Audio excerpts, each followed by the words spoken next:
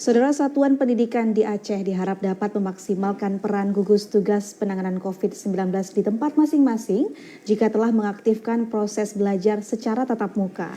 Langkah ini diharap mampu mencegah sekolah menjadi klaster penyebaran COVID-19.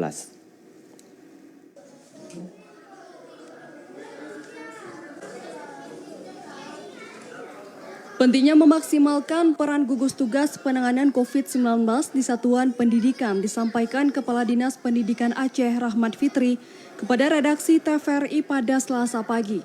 Penegasan disampaikan menyusul keputusan sejumlah kabupaten kota di Aceh yang telah melaksanakan proses belajar tatap muka. Dikatakan surat keputusan bersama 4 menteri hendaknya tetap menjadi rujukan Satuan Pendidikan bila ingin melaksanakan belajar tatap muka. Hal ini guna mencegah sekolah menjadi klaster penyebaran COVID-19. Menurut Rahmat Fitri, sesuai surat keputusan 4 menteri, Satuan Pendidikan yang akan melaksanakan belajar tatap muka harus mendapat rekomendasi Satuan Tugas COVID-19 Kabupaten Kota masing-masing.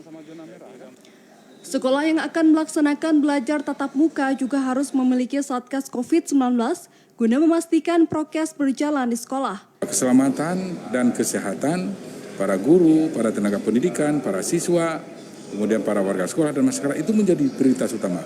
Nah, karenanya protokol kesehatan itu yang kita sepakati sebagai ikhtiar bersama kita, maka di Satuan Pendidikan itu kita bentuk Satuan Tugas COVID di tingkat sekolah.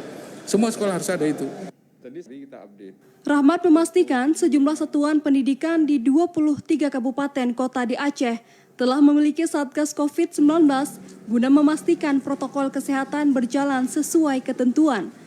Tak hanya itu, guna mencegah sekolah menjadi klaster penyebaran COVID-19, pihaknya juga meminta satuan pendidikan juga menerapkan protokol pendidikan, diantaranya membatasi jumlah siswa yang hadir serta membatasi jam belajar. Membiasakan para guru dan murid dalam berwudu juga menjadi ikhtiar yang tidak kalah penting dalam mencegah penyebaran COVID-19.